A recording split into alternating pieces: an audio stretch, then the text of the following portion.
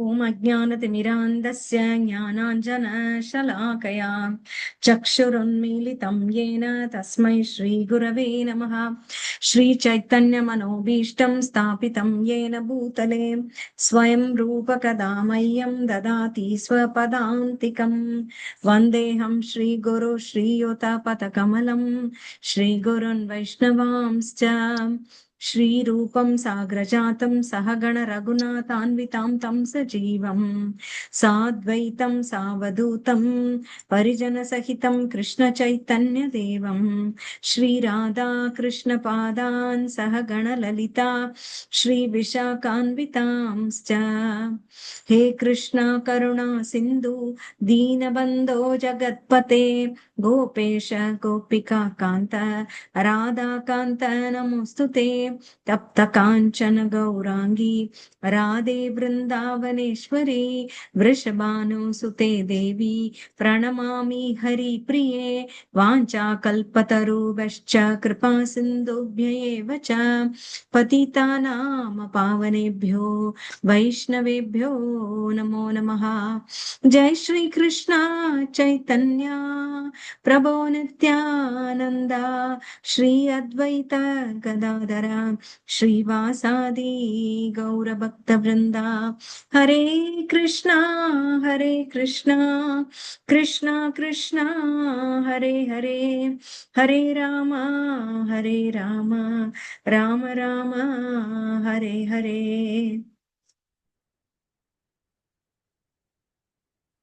एकादशी महामहोत्सव की जय। श्रील प्रभुपाद की जय। ஹரே கிருஷ்ணா. எல்லா பக்தர்களுக்கும் என்னோட பணிவான வணக்கங்கள். இன்னைக்கு ஏகாதசி எல்லாருக்குமே ரொம்ப நல்லா போயிட்டு இருக்கோம்னு நம்புறேன். ஏகாதசி எப்போதும் போல மகாத்மியம் பார்க்க போறோம். அது முதல்ல பார்த்துட்டு அதுக்கப்புறமா நம்ம இனியோட சிறப்பு தலைப்பு என்ன அப்படின்றத பத்தி பார்க்கலாம். இப்போ பாப மோச்சனி ஏகாதசி அப்படின்றது இந்த ஏகாதசியினுடைய பெயர். ஒரு முறை மகாராஜா யுதிஷ்டிரர் பகவான் கிருஷ்ணரிடம் கேட்கிறார், கிருஷ்ண பகவானே, தாங்கள் ஏற்கனவே ஆமலக்கி ஏகாதசி பார்த்தோம் இல்லையா போன தடவை, அததான் இங்க சொல்றார். ஆமலக்கி ஏகாதசியின் பெருமைகளை பற்றி கூறினீர்கள். பங்குனி மாத தேய்பிறையில், அதாவது மார்ச் ஏப்ரல் தோன்றக்கூடிய ஏகாதசியை பற்றி இப்பொழுது எனக்கு விளக்கி கூறுங்கள். இந்த ஏகாதசியின் பெயர் என்ன மற்றும் இந்த ஏகாதசியை அனுஷ்டிக்கும் வழிமுறையும் அதனால் அடையும் பலனையும் விளக்குங்கள் அப்படின்னு சொல்லி கேட்கிறார். ஓ மன்னர்களில் சிறந்தோனே, இந்த ஏகாதசியின் பெயர் பாப மோச்சனி ஏகாதசி, பாபத்திலிருந்து விமோச்சனம் தரக்கூடியது அப்படின்னு சொல்றார். இதன் பெருமைகளை கூறுகிறேன் கேள் அப்படின்னு சொல்லி ஆரம்பிக்கிறார். பழங்காலத்தில் ஒரு முறை இந்த ஏகாதசியின் பெருமைகள் லோமச முனிவரால் மாந்தாத்தா மன்னரிடம் எடுத்துரைக்கப்பட்டது அப்படிங்கிறார். அதாவது லோமச முனிவர் மாந்தாத்தாங்கிற மன்னர் கிட்ட இதை சொன்னாராம். என்ன சொன்னார்? இந்த ஏகாதசி பங்குனி மாத தேய்பிறையில் தோன்றுகிறது, ஒருவரின் பாவ விளைவுகளை அகற்றி வாழ்க்கையின் நரக நிலையை அழிக்கிறது, அஷ்ட சித்திகளையும் கொடுக்கிறது அப்படின்னு சொல்றார்.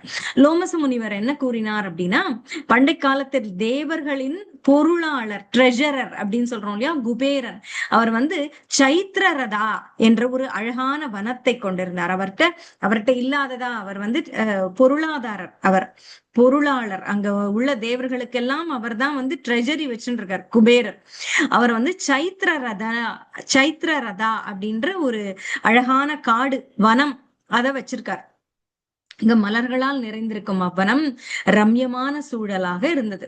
அவ்வனத்தில் கந்தர்வர்களும் கிண்ணறர்களும் பல வகையான ஆடல்களை அனுபவித்து வந்தனர். அங்க என்ன அதாவது நம்ம பாக்குறோம் இல்லையா, சில கார்டன் எல்லாம் போனோம்னா அங்க ஃபவுண்டன் இருக்குன்னு சொல்றாங்க, ஷோஸ் ஏதாவது நடக்குதுன்னு சொல்றாங்க, அதெல்லாம் நம்ம பாக்குறோம். அது போல இங்க பல இது எல்லாரும் இருக்கிறதுக்கு பாக்குறதுக்கு அருமையா நடந்துட்டு இருக்காங்க. கந்தர்வர்கள் கிண்ணறர்கள் ஆடல் பாடல்லாம் நடக்குதாம். இருக்கான். அங்க அனுபவிச்சுட்டு இருக்காங்க கந்தர்வர்களும் கிண்ணறர்களும்.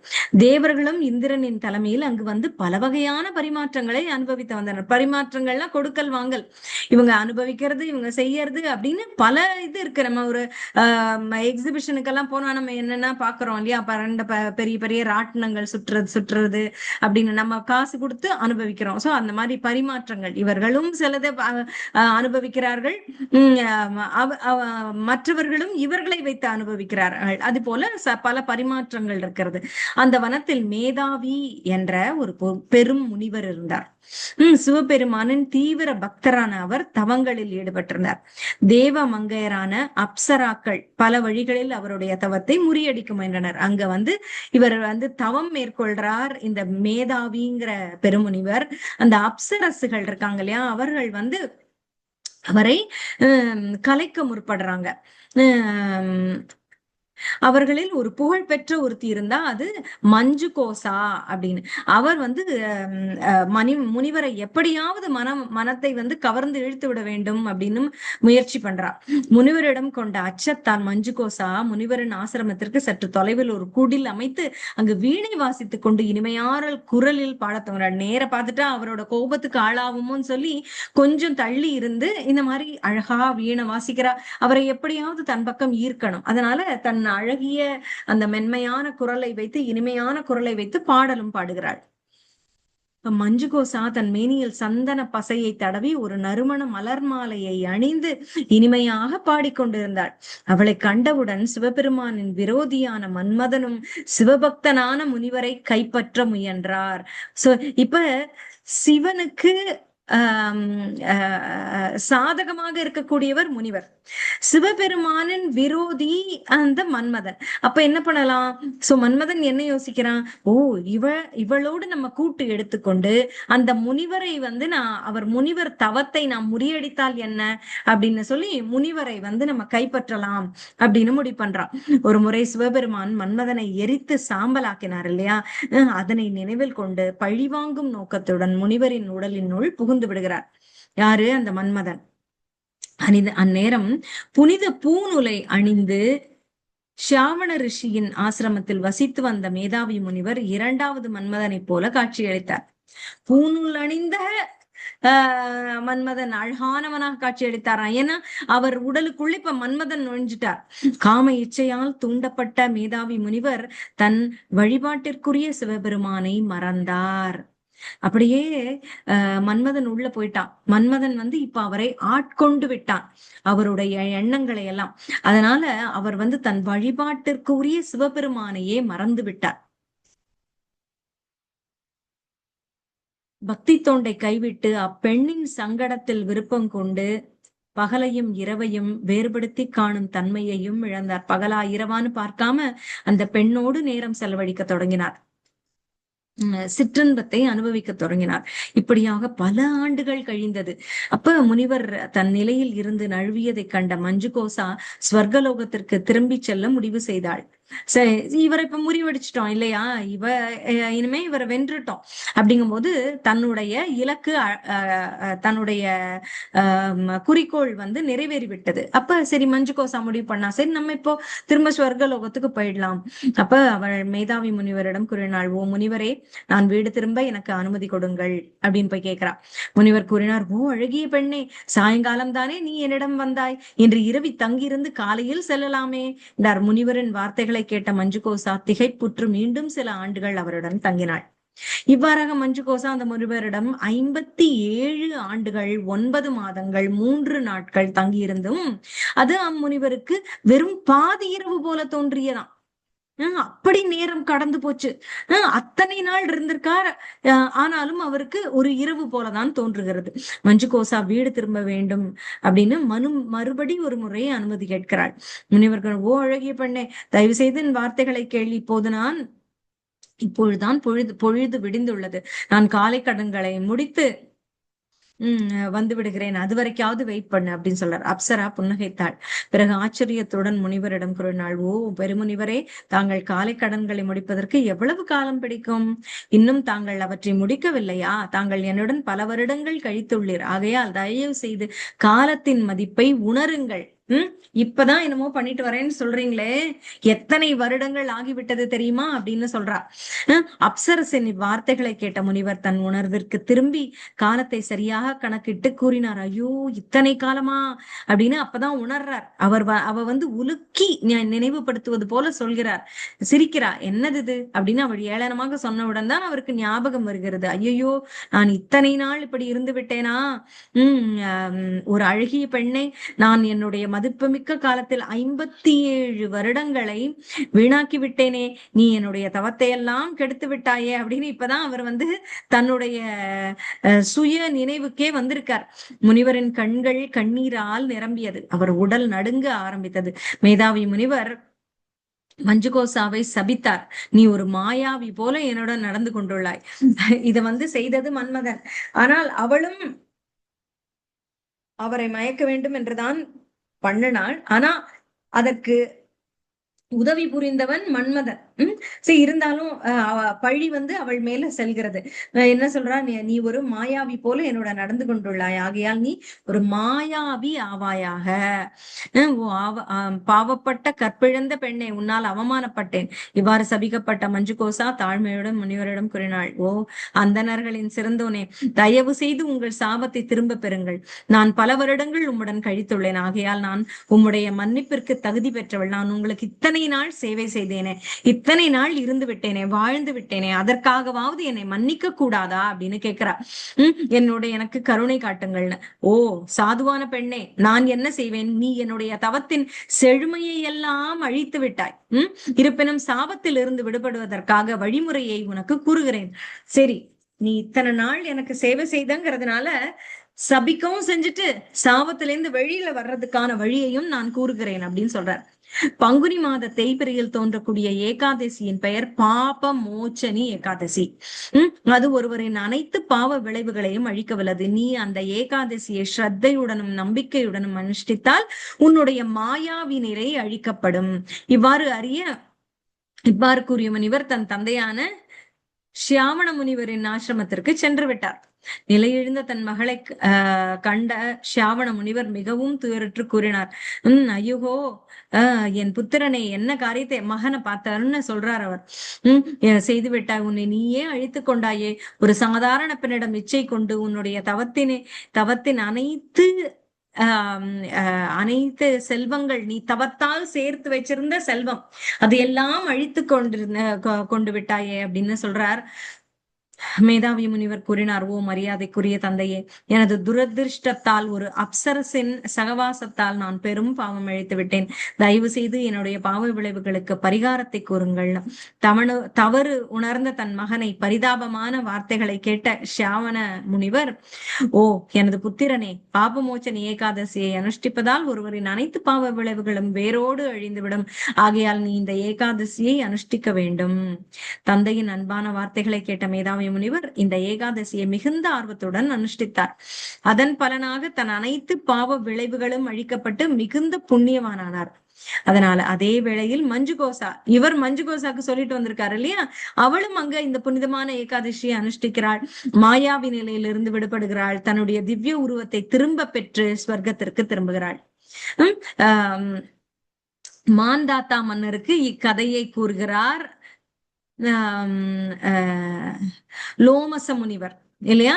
அவர், எனது அருமை மன்னா, இந்த விளைவுகளும் எல்லா பாவ விளைவுகளையும் அழிக்கக்கூடியது இந்த ஏகாதசி. இந்த ஏகாதசியின் பெருமைகளை படித்தாலோ கேட்டாலோ ஒருவர் 1000 பசுக்களை தானம் அளித்ததன் பலனை அடைவார் அப்படின்னு சொல்றார். இந்த ஏகாதசியை அனுஷ்டிப்பதால் ஒரு அந்தணரை கொல்லுதல், கருச்சிதைவு, மது அருந்துதல், குருவின் மனைவியுடன் தொடர்பு கொள்ளுதல் உள்பட அனைத்து பாவங்களும் அழிக்கப்படும். இதன் பொருள் என்னவெனில், இந்த புனிதமான ஏகாதசி மங்களகரமானதாலும் அனைத்து பாவங்களை அழிப்பதாலும் அனைவரும் இந்த ஏகாதசியை ஸ்ரத்தையுடன் அனுஷ்டிக்க வேண்டும் அப்படின்னு சொல்றார். பொதுவாகவே ஏகாதசிகள் பாவங்களை போக்க வல்லது. அது போல இந்த ஏகாதசியம் எப்படி பாப மோச்சனினே பேர் பெற்றிருக்கு. அதனால மிகவும் கொடுமையான பாவங்களை எல்லாம் இதை அழிக்க வல்லதாக இருக்கிறது அப்படின்னு நம்ம பாக்குறோம். சரிங்களா? இப்படியாக இந்த ஏகாதசி மகாத்மியம் பார்த்தோம். இதை கேட்டவர்களுக்கும் பலன், படித்தவர்களுக்கும் பலன் அப்படின்னு சொல்லப்படுகிறது. மகாத்மியத்தை கேட்டாலே பலன் அப்படின்னு. அப்புறம் இப்ப இன்றைய தலைப்பு அப்படின்னு பார்த்தா குடும்பத்தினர் வீட்டில் செய்யும் விக்கிரக வழிபாடு அப்படின்னு. விக்கிரகம் அப்படின்னா என்ன? விக்கிரகம் அப்படின்னா நம்ம சொல்ற சிலைகள் அப்படின்னு சொல்றோம் இல்லையா? அந்த சிலை ரூபமாக பகவானை பார்ப்பது அப்படிங்கிறது. இப்ப விக்கிரக வழிபாடு அப்படின்னா என்ன? விக்கிரக வழிபாட்டின் அவசியம் என்ன? அதனை எப்படி செய்ய வேண்டும் அப்படின்லாம் பார்க்கணும். குடும்பத்தினரை அதில் எப்படி ஈடுபடுத்தலாம் அப்படின்றதுதான். சரி, இப்ப முதல்ல பார்ப்போம் விக்கிரக வழிபாடு என்றால் என்ன அப்படின்னு. இப்ப வந்து நம்ம உங்களை பாகவதன் 7வது காண்டத்துக்கு அழைத்து போகிறேன்.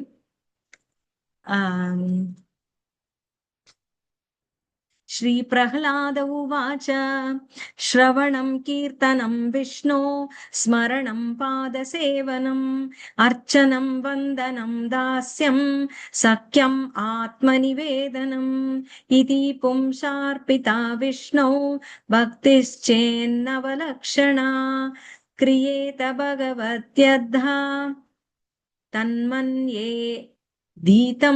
दीतमुत्तमम्. ஸ்ரீ பிரகலாத உவாச்ச, பிரகலாத மன்னர் கூறுறார் என்னென்ன அப்படின்னா, இது நவவித பக்தி அப்படின்னு சொல்லக்கூடிய பக்தியின் அங்கங்கள் அப்படின்னு. சரி, அப்ப இந்த பக்தியின் அங்கங்கள் யாவை? 9 நவவித பக்தி. ஸ்ரவணம் அப்படின்னா கேட்டல், ஸ்ரவணம் காதால கேட்பது. கீர்த்தனம் அப்படின்னா பாடுதல், ஜபித்தல், சொல்லுதல், கீர்த்தனம். விஷ்ணு ஸ்மரணம், ஸ்மரணம்னா நினைத்து கொண்டே இருத்தல். விஷ்ணு ஸ்மரணம், விஷ்ணுவை தியானம் செய்தல், நினைத்து கொண்டு இருத்தல். பாத சேவனம், சேவனம்னா சேவை செய்தல். பாத சேவனம் அப்படின்னா விஷ்ணுவின் பாதத்துக்கு சேவனம் செய்தல். பாத சேவனம்னா என்ன? பாதத்தையே நம்ம பார்த்துட்டு இருக்கிறதா? பாதத்துக்கு சேவை செய்வது அப்படின்னா அவருடைய அனைத்து காரியங்களுக்கும் சேவை செய்வது. கோவில் சேவையாக இருக்கலாம், எல்லாமே. அப்புறம் அர்ச்சனம், அவருடைய அர்ச்ச விக்கிரக ரூபத்துக்கு சேவை செய்தல். அர்ச்சனம் அப்படின்னா அர்ச்சனைன்னு சொல்றோம் இல்லையா? அர்ச்சனை யாருக்கு செய்யறோம்? விக்கிரக ரூபமான பகவானுக்கு செய்யறோம். அதான் அர்ச்சனம். வந்தனம் அப்படின்னா கும்பிடுதல் அப்படின்னு சொல்றோம். பிரார்த்தனை செய்தல், கும்பிடும் போது என்ன செய்வோம்? நம்ம பணிவோடு சென்று பிரார்த்தனை செய்வோம். அது அப்புறம் பிரார்த்தனைகளை சமர்ப்பித்தல். அப்புறம் தாஸ்யம் அப்படின்னா அவருக்கு தாசனாக இருத்தல். தாஸ்யம் அப்படிங்கிறது சேவகம் செய்தல். தாஸ்யம். சக்கியம்னா தோழனாக இருத்தல். இதெல்லாம் நான் உங்களுக்கு சொல்றேன் இன்னும் டீட்டெயிலா. ஆத்ம நிவேதனம், தம்மை முழுமையாக சமர்ப்பித்தல். இவையே பக்தியின் நவலட்சணங்கள் அப்படின்னு சொல்றாங்க. அதாவது 9 பிரிவுகள், லட்சணங்கள், ஒவ்வொரு மாதிரி லட்சணம், அதோட ஆஸ்பெக்ட்ஸ் அப்படின்னு சொல்றாங்கல்ல, அது மாதிரி நவலட்சணங்கள். அதாவது 9 முறை, 9 வழிமுறைகள் அப்படின்னு சொல்லலாம். அதாவது இவற்றை அறிந்தவன் இதி பும்சார்பிதா விஷ்ணு பக்திச்சேன் நவலக்ஷணா கிரியேத பகவத்யாதா தன்மன்யே தீதமுத்தமம் அப்படின்னா இதனை உணர்ந்தவன் பண்டிதன் அப்படின்னு சொல்றான். அதாவது முழு ஞானத்துடன் இருப்பவனாக சொல்லப்படுகிறான். அதாவது இப்படி பகவானை வழிபடுவதற்கு 9 வழிமுறைகள் சொல்லப்பட்டிருக்கு. இவற்றுள் ஒன்றை வேண்டுமானாலும் செய்யலாம், ஒன்றுக்கு மேற்பட்டதையும் செய்யலாம், 9ஐயும் ஒரே சமயத்திலும் செய்யலாம். இது எல்லாமே அதாவது எக்ஸ்க்ளூசிவ் கிடையாது. நான் ஒண்ணு எடுத்துக்கிறேன் அப்படின்னு சொல்ல முடியாது. இது எல்லாம் ஒண்ணுக்குள் ஒண்ணு பிணைந்ததுதான். இதுக்கு 5 இப்ப பாருங்க, நம்ம ஒரு பாடி பார்ட், ஒரு மனுஷனை போட்டு அதுக்கு தலை, கண், காது, மூக்கு, தோள், கை, உடல், நெஞ்சு, வயிறு, தொடை அப்படின்னு நம்ம குறிக்கிறோம். அப்படின்னா இது எல்லாமே சேர்ந்து தானே நம்மளுக்கு காரியம் பண்ணுது, ஃபங்க்ஷன் பண்ணுது. இதை நம்ம பிரிச்சு பார்த்து கையை மட்டும் பார்த்து இதுக்கு என்னென்ன அப்படின்னு பார்க்க முடியுமா? அப்படி பார்த்தா எல்லாமே ஒன்னா கலந்துருக்கு இல்லையா? அது போல இந்த நவலட்சணமும் ஒரு அந்த வழிபாடு அப்படின்ற ஒன்றுக்கான லட்சணங்கள். இதெல்லாம் அதனுடைய அங்கங்கள். இதை ஒன்றை ஒன்று பிரித்து பார்க்க முடியாது. ஒன்றை மட்டுமே பயன்படுத்தினாலும் தவறில்லை. ஆனால் ஒன்றிற்கு மேற்பட்டது நாம் பொதுவாகவே செய்வோம். சரியா? ஒண்ணும் வந்து நம்மளுக்கு தொடர்புடையதுதான் அப்படின்றத உணரணும். சரி, இந்த நவவித பக்தி அப்படிங்கிறது வந்து ரொம்ப அருமையான ஒரு விஷயம். இதுல ஸ்ரவணம் அப்படின்றது ரொம்ப முக்கியம். அதான் இப்ப மாதாஜி பத்மாவதி மாஜந்தி ABCDல சொன்னாங்க இல்லையா, புக்ஸ். அதான் ஸ்ரவணம், கேட்க வேண்டும். கேட்டல் அப்படின்றது வந்து கேட்டல் மூலமாக அது நம்மளுக்கு மூளைக்கு எட்டும். மூளை வந்து அதை மனதுக்கு கொண்டு போய் கொடுக்கும். அப்ப நம்மளால ஸ்மரணம் பண்ண முடியும், சிந்தனை செய்ய முடியும். இப்படியாக ஸ்ரவணம். கீர்த்தனம் அப்படின்னா நாம வந்து பாடுறோம். நாம சங்கீர்த்தனம்.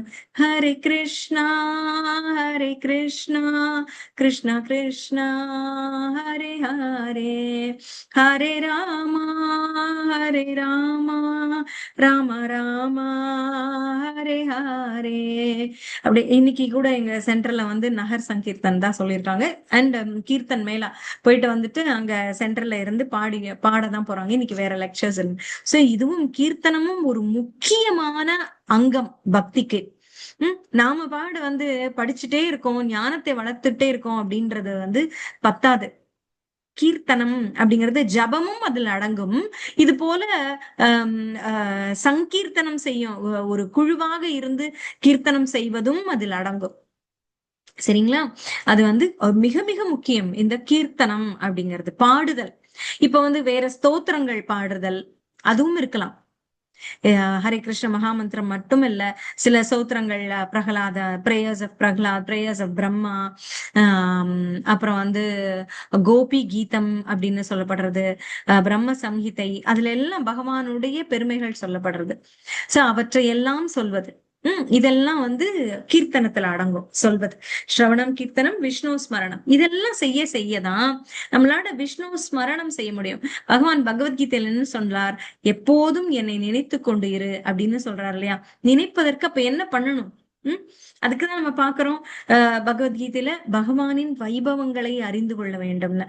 அதை அறிந்து கொண்டால்தான் அதனை பற்றி நாம் தியானம் செய்ய முடியும். ஒருவரை பற்றி நமக்கு அறிமுகம் இருந்தால்தான் அவரை பற்றி நாம் நினைக்க முடியும், இல்லையா? இப்ப வந்து உங்களுக்கு தெரிஞ்ச இப்ப ஏதோ ஒரு பேரு, எனக்கு அப்படி ஒன்னும் ஃபேமஸ் ஆளுங்க பேரெல்லாம் எனக்கு இப்ப ஞாபகம் வரல. சரி யாரோ இப்ப ரூப கோஸ்வாமி அப்படின்னு வச்சுக்கோங்களேன். அப்படி சொன்னா அவரை பற்றி உங்களுக்கு தெரிஞ்சாதான் இந்த பேரை கேட்டவுடன் அவரும் அவருடைய என்ன சொல்றது படைப்புகளும் உங்களுக்கு ஞாபகம் வரும், இல்லையா?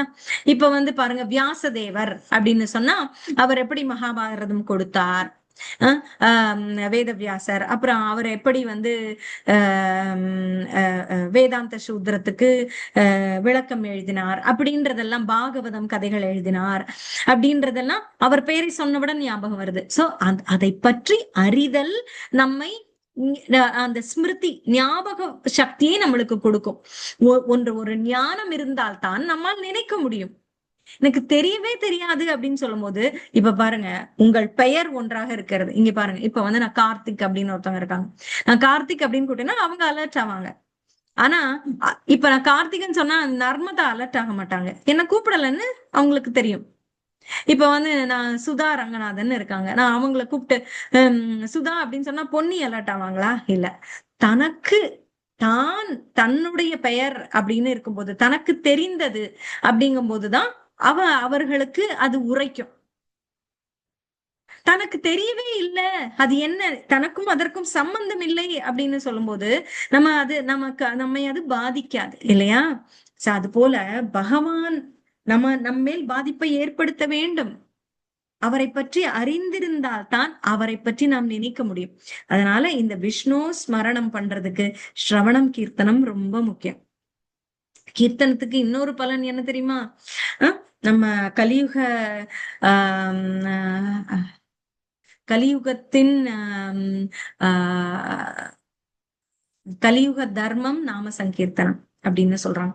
சோ அப்ப இங்க நமக்கு பலன் கொடுக்க கூடியது என்ன அப்படின்னா நாம சங்கீர்த்தனம் தான்.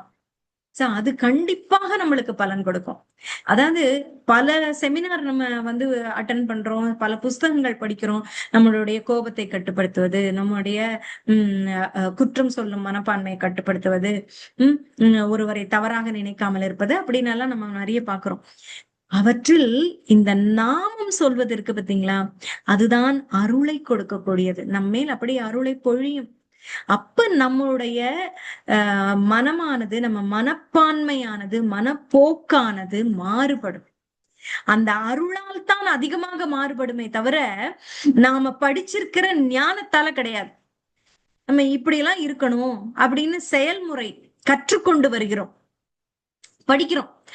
How to overcome fear, how to overcome anger, how to handle your envious friends அப்படின்லாம், பொறாமை குணம் கொண்ட உங்களுடைய நண்பர்களை எப்படி கையாள்வது அப்படின்னு எல்லாம் பாக்குறோம். அப்படின்னா அவற்றெல்லாம் படித்தால் என்ன பலன் புரிஞ்சுக்கலாம். ஆனால் நடைமுறைப்படுத்தினால்தான் அதனால் பலன். புரிந்து என்ன புண்ணியம்? புரிவதனால் பிரயோஜனமே இல்லை. அதனை நடைமுறையில் நாம் செலுத்தணும். அப்பதான் அதனால பலன். அதை நாம் செய்வதற்கு நம்ம பெரிய ஞானியா இருக்கணும், பக்குவம் வேண்டுமே. அதை செய்யக்கூடிய பக்குவம் நமக்கு இருந்து விட்டால் நாமே அந்த கிளாஸ்ல போய் உட்கார்றோம், இந்த புக்கை ஏன் படிக்கிறோம்? கோபத்தை கட்டுப்படுத்த தெரிஞ்சிருச்சுன்னா, இந்த வழி தெரிஞ்சிருச்சு. ஆனா அத வழியில இது பண்ண என்ன சொல்றது, கடைபிடிக்க முடியல. பிராக்டிக்கலா அதை வந்து ஃபாலோ பண்ண முடியல. புரியுது, எல்லாம் சொல்றாங்க நீ வந்து கோபப்படும் போது இப்படி பண்ணு அப்படி பண்ணுன்னு, அதெல்லாம் பண்ண முடியலையே. நீ ஜபம் பண்ணு, உன் கோபம் போயிடும். உனக்கு ரொம்ப துக்கமா இருக்கியா, ஜபம் பண்ணு. அதெல்லாம் முடியலையே அப்படின்றது. இது ஏன் வருகிறது? இதற்கு என்ன வழி? அப்ப எப்படி நடைமுறையில் எப்படி நாம் அறிந்து வருகிற எல்லா வழிமுறைகளையும், அட்வைஸ் எல்லாம் கேட்கிறோம் இல்லையா, படிக்கிறோம், அவற்றை எப்படி நடைமுறைப்படுத்துவது அப்படின்னா, நடைமுறைப்படுத்துவதற்கும் அந்த பகவானிடமே சரணடைய வேண்டும். அப்பா நீதான் எனக்கு வழி கொடுக்க வேண்டும். எனக்கு வந்து அவர்கள் சொல்வதற்கு மேல் கோபம் வந்து விடுகிறது. முன்கோபியாக நான் இருக்கிறேன். என்னுடைய கோபத்தை நீ கட்டுப்படுத்த எனக்கு உதவி செய்ய வேண்டும். எனக்கு முற்றிலுமாக நான் நினைக்கிறேன். அதாவது நீ எனக்கு கூடுன்னு சொல்லிட்டு கோபப்பட்டுட்டே இருக்கிறது இல்ல, கோபத்தை கட்டுப்படுத்த நான் விழைகிறேன், ஆனால் எனக்கு வழி தெரியவில்லை அப்படின்னு. எப்போ என்னால் முடியும், நான் இதனை படித்து விட்டேன், எனக்கு அந்த உத்தி தெரிந்து விட்டது, நான் செய்து விடுவேன் அப்படின்னு நினைக்கிறோமோ, அது நம்முடைய அகங்காரம். அப்ப நம்மளால கண்டிப்பா கடைபிடிக்க முடியாது. ஏன்னா நான் என்கிற அகங்காரம் நிற்கிறது, நம்மால் கடைபிடிக்க முடியாது. ஆனால் அதே சமயம் நாம் வந்து பகவானிடம் சரணடைந்து, நான் இப்படி விழைகிறேன், அதற்கு நீ உதவி செய்ய வேண்டும், என் கையில் ஏதுமில்லை, நான் எப்படி செய்ய போறேன் என்றே தெரியவில்லை, கோபம் வந்தால் எப்படி கையாள்வேன் என்று கூட தெரியவில்லை, நீ எனக்கு உதவ வேண்டும்னு கைகூப்பி நின்றால் அவன் செய்வான். சோ இப்ப பகவானுடைய அருள் என்பது வரும் பொழுதுதான் நம்முடைய குணங்களில் மாறுதல் ஏற்படும். சோ அப்ப இந்த பக்தி அப்படிங்கிறது வந்து நம்மை மாற்றும். பக்திக்கு முக்கியமான அங்கம் இந்த ஸ்ரவணம் கீர்த்தனம். ஸ்ரவணம் கீர்த்தனம் பண்ணிட்டோம்னா விஷ்ணு ஸ்மரணம் ஆட்டோமேட்டிக்கா வரும். சரிங்களா? மிக உயர்ந்த நிலையில் நான் வந்து இப்ப நம்ம இன்னைக்கு வந்து அர்ச்ச விக்கிரகம் பத்தி தான் அதிகமா பார்க்க போறோம். அதாவது ஸ்ரவணம் கீர்த்தனம் விஷ்ணு ஸ்மரணம் அர்ச்சனம் வந்தனம் தான் வரும் அடுத்தது. அர்ச்சனம் அர்ச்சனம் அப்படின்னா அதுக்கு என்ன முக்கியத்துவம், அது ஏன் வந்து ரொம்ப ஸ்பெஷல் அப்படின்னா, அது மிக மிக மிக கருணையான ரூபம் பகவானோடது அர்ச்ச விக்கிரகம். அதாவது பகவான் வந்து பல நிலைகள்ல இருக்கார். நம்ம சொல்வோம், அதாவது பரம், வியூகம், விபவம், அந்தர்யாமி, அர்ச்சனம் அப்படின்னு 5 ரூபங்கள்ல பகவான் காட்சி தருவார், இருக்கார். 5 ரூபங்கள்ல நம்ம பாக்குற பிரம்மன், பரமாத்மா, பகவான் எப்பவுமே நான் சொல்லுவேன் அது வேற. 3 நிலைகள்ல நாம பகவானை பார்க்கலாம் அப்படின்னு. எங்கும் நீக்கமர நிறைந்திருப்பவன் பகவான், அதாவது பிரம்மன். நம்ம ஒவ்வொருவருக்குள்ளும் அதான் இந்த அந்தர்யாமி. ஒவ்வொரு சேத்தனம் அச்சேத்தனம் எல்லாத்துக்குள்ளேயும் ஒரு உயிராக, ஒரு பரமாத்ம ஸ்வரூபமாக இருக்கக்கூடியவன் பரமாத்மா. அடுத்தது பகவான் அர்ச்ச விக்கிரக ரூபமாக இருக்கக்கூடியவன், புருஷோத்தமனாக இருக்கக்கூடியவன் பகவான் அப்படின்னு 3 நிலைகள் பாக்குறோம். சரி, இப்ப இந்த 5 ரூபமாக பகவான் தன்னை வெளிப்படுத்துகிறாராம். பரம் அப்படிங்கிறது வைகுண்ட லோகத்தில் இருக்கக்கூடிய பரவாசுதேவன். பரம் அவர் வைகுண்ட லோகத்தில் இருக்கக்கூடியவர். அப்புறம்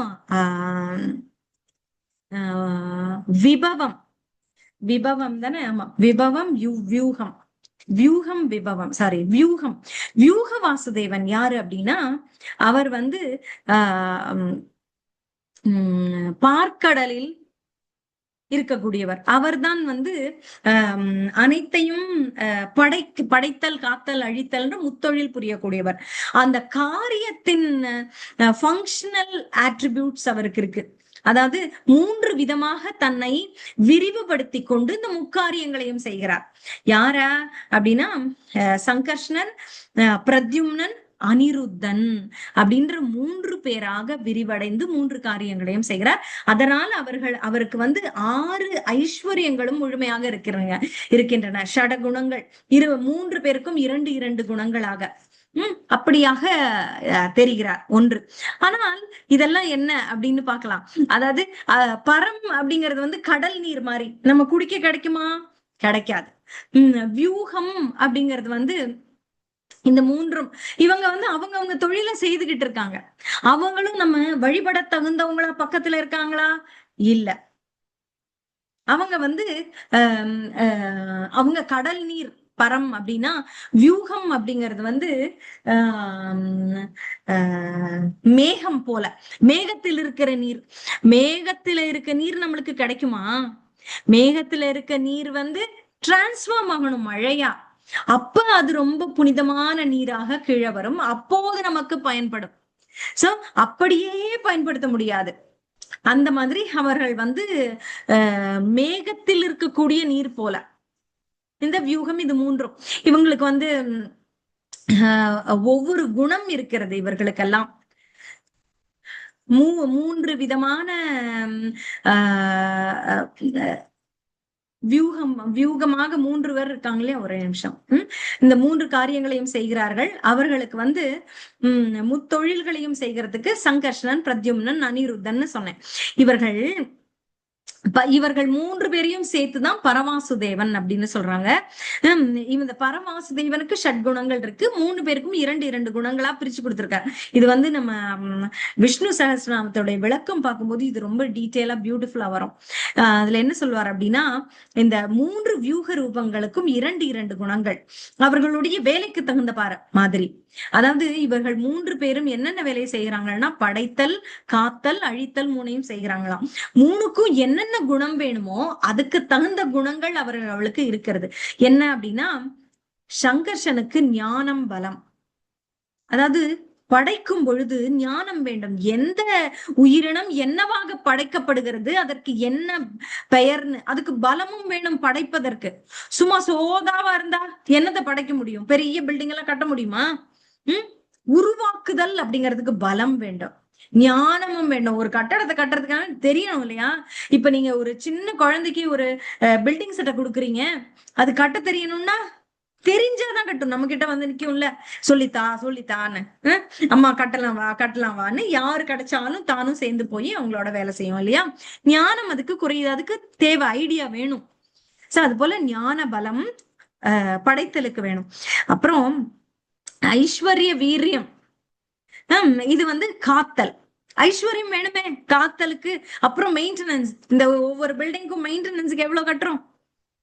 இப்ப இருக்கிற ஒரு இதை நீங்க மெயின்டைன் பண்ணணும் அப்படின்னா ஐஸ்வர்யம் வேணும், வீரியம் வேணும், சக்தி வேணும். அப்புறம் அனிருத்தனுக்கு சக்தி, தேஜஸ். அதாவது அழிக்கிறதுக்கும் சக்தி வேண்டும், தேஜஸும் வேண்டும் அப்படிங்கிறது. சோ இவர்களுக்கெல்லாம் வந்து நிறங்களும் சொல்லப்பட்டிருக்கு. சங்கர்ஷனுக்கு பொன்னிறம், பிரத்யும்னனுக்கு வந்து இந்திரநீல மணியின் நிறம், அப்புறம் அனிருத்தனுக்கு மேகவர்ணம். அப்படியே கருப்பா இருந்து மேகவர்ணமா இழுத்துன்றான், அவன் அழிக்கிறான். சோ இப்படியாக தொழிலுக்கு தகுந்தாற் போல அவர்கள் சொல்லப்படுகிறார்கள். சோ இப்ப இந்த இரண்டாவது ரூபம் பார்த்துட்டோம். மூன்றாவது விபவம். விபவம் அப்படிங்கிறதுதான் அவதாரங்கள்.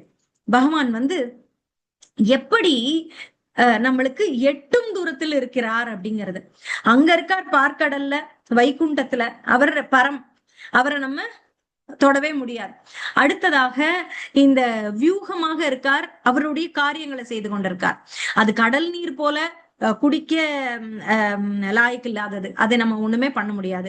ஆனால் அது அது இருக்கணும், அதுவும் இருக்கணும். ஏன்னா அதுதான் வந்து மேகமாக மாறுகிறது, எல்லாம் அதுல இருந்து தான் வருது. ஆனா அதுவும் முக்கியம். ஆனா அதை நேரடியாக நாம் சுவைக்க முடியாது.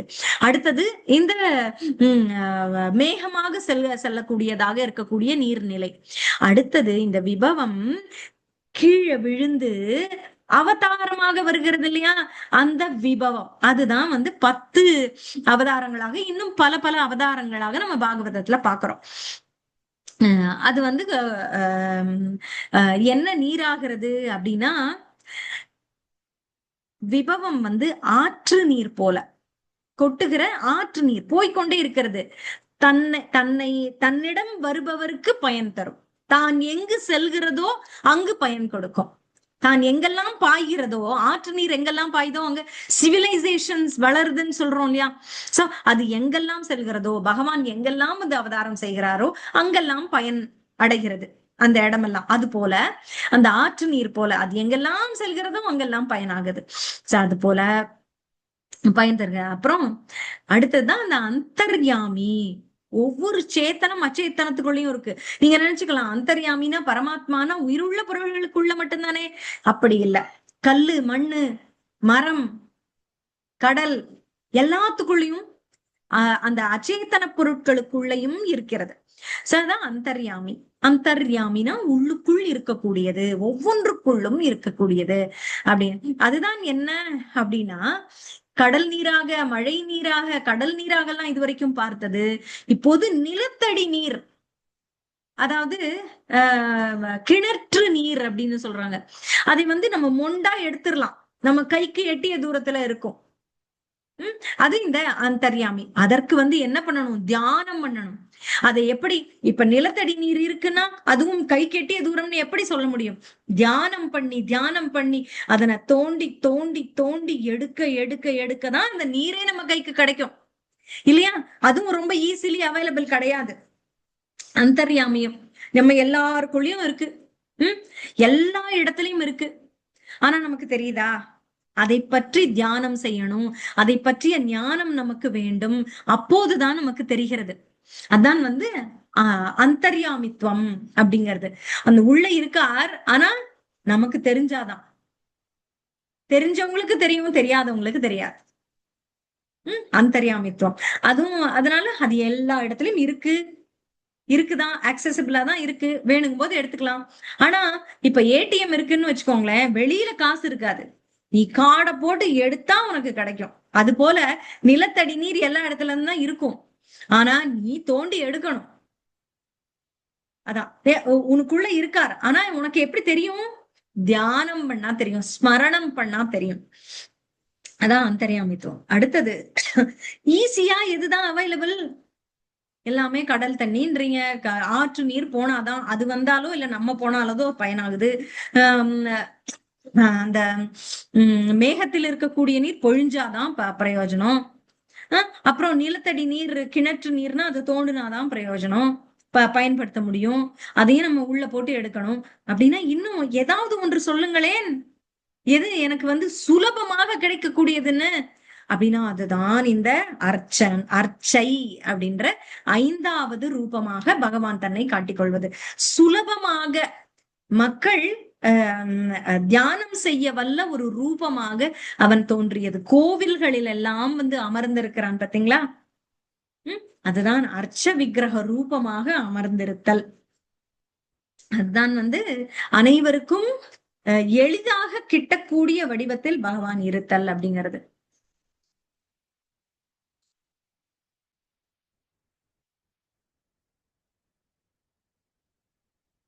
இந்த அர்ச்ச விக்கிரக ரூபம் நம் கண்ணுக்கு புலப்படும். அதை நம்ம தேடி கற்பனை பண்ணியே வச்சுக்க வேண்டாம், கண்ணிலே பாத்திரலாம். சொல்லுவாங்க அவர் புன்னகை பூத்து இருக்கார் பகவான் அப்படின்னு சொல்றாங்க. அங்க உள்ள நீங்க இது பாத்தீங்கன்னா அவர் ரூபம் ரொம்ப அழகா இருக்கு அப்படின்னு சொன்னா அங்க அவர் சிரிக்கிற மாதிரி இருக்கு, நம்மை அழைப்பது போல இருக்கு, அவர் நம்மையே நோக்குவது போல இருக்கு அப்படின்னாலாம் நம்ம அது உடனே அனுபவிக்க முடியும், பார்த்தா தெரிஞ்சுன்றலாம். அதுதான் இங்க அர்ச்ச விக்கிரக ரூபம் நம் கண்ணுக்கு புலப்படுவது, நம் பார்ப்பதற்கு கிடைக்கும். அதுதான் குழாய் நீர் போல. புரிஞ்சுதா? இப்ப குழாய் திறந்தா தண்ணி, அதுவும் திறந்தாதான், திறக்கலன்னா வேஸ்ட் பண்ணக்கூடாது. அவர் வேஸ்ட் பண்ண மாட்டார், தானே திறந்து தானா விட்டுட்டு இருக்க மாட்டார். நீ போய் திறக்கணும், நீ அந்த கோயிலுக்கு போகணும். நீ அந்த கோவிலுக்குன்னு இல்ல, அர்ச்ச விக்கிரக ரூபமா ஒரு படம் வச்சிருந்தா கூட போதும். டிடிஸ் நீங்க வீட்டுல வச்சிருக்க எந்த ஒரு படம் எதுவுமே அர்ச்ச விக்கிரக ரூபம் தான். அதாவது ஓவியர்களால் வரையப்பட்டதாக இருந்தால் கூட அது பகவானின் ரூபம் என்றால் அது அர்ச்சை தான்.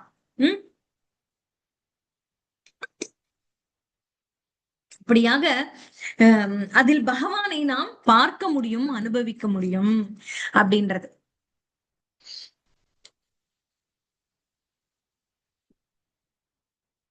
இந்த குழாயையும் திறந்தால்தான் நீர் வரும் அப்படின்றத நம்ம புரிஞ்சுக்கணும். இப்ப எங்கும் கிருஷ்ணர் நீக்கமர இருந்தாலும் நமக்கு கட்டுண்ட ஆத்மாக்களுக்கு அவர் எப்படி தென்படுவார் அப்படின்னா இந்த அர்ச்ச விக்கிரக ரூபமாக அப்படித்தான் நமக்கு கிடைக்கிறார். அதன் அர்ச்ச விக்கிரக ரூபம் மூலமாக தான் அவரை நாம் பார்க்க முடியும். அதாவது நம்மளுக்கு பசு இருக்கு அப்படின்னு பாக்குறோம். பசு அப்படின்னா அது வாயில இருந்து கூட பால் கிடைக்குமா? அது அப்படியே அது எங்க இருந்து வேணா பால் வந்துருமா? அது எங்கேயோ அது வாயில கொட்டுற உமிழ்நீர் கூட பாலா இல்ல. பாலை எங்க இருந்து? அது மடியில் இருந்துதான் பாலை கறக்க முடியும். அது போலதான் பகவான் எங்க இருந்தாலும் அர்ச்ச விக்கிரக ரூபமாக தான் நமக்கு அருகாமைக்கு வருகிறார். அவரை தான் நாம் அணுக முடியும், எல்லாத்தையும் அணுக முடியாது. இப்ப இன்னொரு ஒரு கலோக்கியல் எக்ஸாம்பிள் சொல்லணும்னு வச்சுக்கோங்களேன். உலகத்துல எல்லா இடத்துலயும் எல்லா விஷயமும் நடக்குது. ஆனா எல்லாத்தையும் நம்ம போய் போய் போய் போய் பார்க்க முடியுதா? இப்ப கூட இந்த நிகழ்ச்சி எங்க வீட்டுல இருந்து நான் பேசினா கூட நீங்க எல்லாம் பார்க்க முடியுது அப்படிங்கிறது. பிராட்காஸ்ட் பண்றதுக்கு ஒரு சிஸ்டம் இருக்கு இல்லையா? இதன் மூலமாக நான் பேசுறேன்னா எல்லாரும் ஊர் முழுக்க உலகம் முழுக்க பார்க்க முடியுமா? இந்த லிங்குக்கு வந்தவங்களாலதான் பார்க்க முடியும். இந்த லிங்க ஓபன் பண்ணவங்களுக்கு தான் தெரியும். அது போல டிவில பல நிகழ்ச்சிகள் எங்கெங்கயோ நடக்குது. நாம எந்த சேனலுக்கு இணைகிறோமோ அந்த சேனல் விஷயம் தான் நம்மளுக்கு தெரியும். சோ நாம கனெக்ஷன் பண்ணிக்கிட்டா நம்மளுக்கு அவைலபிள் அப்படின்றதுதான். பகவான் எல்லா இடத்துலயும் எல்லா சேனலும் எல்லா நேரமும் 24 hours அவைலபிள். நாம கனெக்ட் பண்ணா அந்த சேனல்ல பார்க்கலாம் அப்படின்றது. இது ரொம்ப ஒரு கிராஸ் எக்ஸாம்பிள் இருந்தாலும் நான் சொல்றேன். பகவான் எங்கேயுமே இருக்கார். ஆனா நம்ம அந்த பாகவதத்தை எடுத்து படிக்கும் போது, அந்த பிரபந்த பாடல்களை எடுத்து படிக்கும் போது, அந்த விஷ்ணு சகஸ்ரநாம ஸ்தோத்திரங்களை எடுத்து படிக்கும் போது அப்ப நாம பகவானோட லிங்க் ஆறோம். அதுதான் அந்த டேப்பை திறந்து விட்டு தண்ணி பிடிக்கிற மாதிரி. இல்லைன்னா மூடி வைங்க டேப்ப. ஆனா அந்த டேப்ல எப்ப திறந்தாலும் நீர் வரும், காற்று வராது. காத்துதான் வருது அப்படின்னு சொல்ற வறட்சியே இருக்காது. எப்ப திறந்தாலும் நீர் வரும். சரியா? ஏன்னா இது மெயின் ரிசர்வாயர்ல கனெக்ட் ஆனது. பகவான் அர்ச்ச விக்கிரக ரூபம் பல இடங்கள்ல நமக்காகவே உட்கார்ந்து கொண்டிருக்கிறார் அப்படின்றது. சரி, இப்ப அர்ச்சை அப்படின்னா என்னன்னு புரிஞ்சுக்கிட்டோம். சரியா? இப்ப என்ன பார்க்கணும்? இந்த விக்கிரக வழிபாடு இதனுடைய அவசியம் என்ன அப்படின்னு பார்க்கணும். அதாவது நமக்கு ஒரு பணிவை தரக்கூடியது இந்த அர்ச்ச விக்கிரக வழிபாடு. அதாவது நம்ம நினைக்கிறோம் இதெல்லாம் சடங்குகள் அப்படின்னு. அது கிடையாது. சடங்குகள் எப்போது ஆன்மீக மயமாகும் தெரியுமா? அதில் உணர்வு வரும் பொழுது. சடங்கா இப்ப நம்ம கங்கா ஆர்த்தி, யமுனா ஆர்த்தி எல்லாம் நடக்குது. அதெல்லாம் சடங்குகளாக பார்க்க கூடாது. அது எவ்வளவு எஃபர்ட் போடுறாங்க பாருங்க. அதுல. அது எவ்வளவு நீங்க பாத்தீங்கன்னா தெரியும். அந்த ஆர்த்தியில எல்லாம் அவ்வளவு பெரிய ஒரு பெரிய தீபக்கால். அத தூக்குறதுக்கு அந்த அர்ச்சகர் அங்க நின்னு பண்றாரு பாருங்க அந்த பண்டாரம். அவருக்கு எவ்வளவு பலம் வேண்டும். அதை ப்ரிப்பேர் பண்ணணுமே. அதுல ஏகப்பட்ட தீபங்கள் இருக்கு.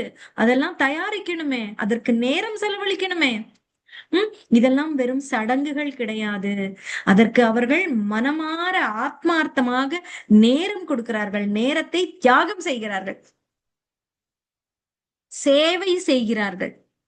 அந்த கங்கை அன்னைக்கும் யமுனை அன்னைக்கும் அங்க சரையு அன்னைக்கும் அவர்கள் ஒரு தாயாக பகவான் ஸ்வரூபமாக நினைத்து சேவை செய்கிறார்கள். அதனால் தான் அதனால் அந்த சடங்குகளாக அவற்றை பார்க்க கூடாது எப்பவுமே.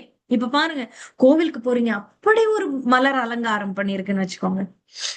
அந்த அர்ச்சகர் சுவாமி எவ்வளவு நேரம் செலவழிப்பார். அதனாலதான் அந்த விக்கிரகம் அவ்வளவு அழகாக தெரிகிறது. அந்த நேரத்தையும் அவருடைய திறமையையும் அதில் காட்டுகிறார். அதாவது திறமைன்னா அவருக்கு அகங்காரத்துக்காக நான் சொல்லல. அடுத்தவர்களை சொல்லும் போது அவர்களுடைய திறமைன்னு நம்ம சொல்லலாம். நாம அலங்காரம் பண்ணியிருந்தா நம்ம திறமைன்னு சொல்லக்கூடாது. அது பகவானே செய்து வாங்கிக்கிறாருங்கிறது இருக்கலாம். ஆனா அந்த நேரத்தை அவர் செலவழிச்சிருக்காருல்ல, சோ அதை நாம் பாராட்ட வேண்டும். அதற்கு நன்றி பாராட்டத்தான் வேண்டும்.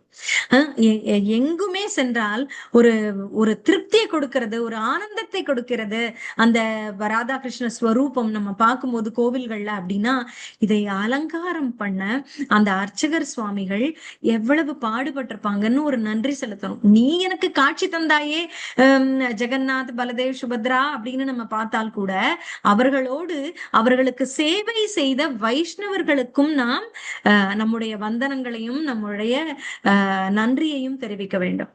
சோ அந்த அர்ச்ச விக்கிரக ரூப வழிபாடுல நம்ம மனம் பணிவடையும். அது ரொம்ப முக்கியமானது. அங்க போய் நம்ம அகங்காரமா நிக்க முடியாது, நிக்க கூடாது. அகங்காரம் அடிபடும். அங்க சில நம்மளுக்கு சடங்குகள் இருக்கு இல்லையா? போனா விழுந்து கும்பிடணும், தண்டவத் பிரணாம் அப்படின்னு சொல்றோம், எல்லாம் இருக்கு. இதெல்லாம் என்ன? இதெல்லாம் நம்ம உடல் ஜுக்குறது, அதாவது குனிகிறது. நம்ம குனியறோம் அப்படிங்கிறது. குனிதல்னா என்ன? நம்ம பணிவு அடைகிறோம், பணியறோம் அப்படிங்கிறது முக்கியம். இப்ப அதுதான் கோவில்கள் நம்மளுக்கு கற்றுக் கொடுக்கின்றன. இந்த அர்ச்ச விக்கிரக ரூபத்தை நாம் எப்படி வணங்குகிறோம் அப்படிங்கிறது நமக்கு ஒரு இயற்கையாகவே ஒரு பணிவை கற்றுக் கொடுக்கிறது. நாம எப்படி, அதுக்குதான் சொல்றாங்க ட்ரெஸ்ஸிங் சென்ஸும் நல்லா இருக்கணும்.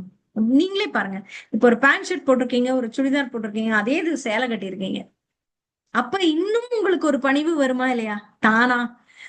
அது போல நம்முடைய பணிவுனா ஒரு அடக்கமா நம்ம அழகா நம்ம பண்ணிக்கிறது ஒரு ஒரு பெண்மைத்துவத்தோட. அதுவே ஆண்களும் வேஷ்டி கட்டியிருந்தா ஒரு மாதிரி, பேண்ட் ஷர்ட் போட்டுன்னு அப்படி டாம் டூம்னு என்ன வேணா பண்ணுவாங்க. ஆனா வேஷ்டி கட்டியிருந்தா இன்னும் கொஞ்சம் பதவிசா நடந்து எல்லாம் பண்ணுவாங்க.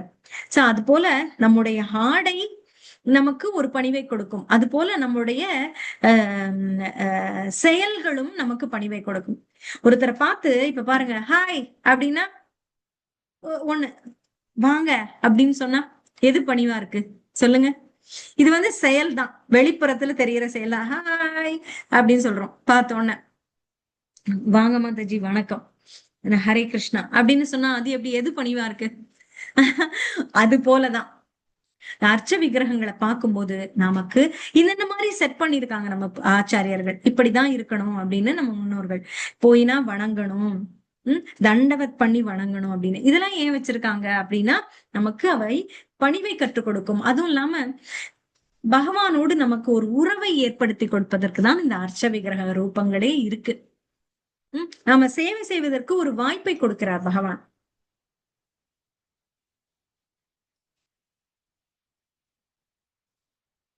அப்புறம்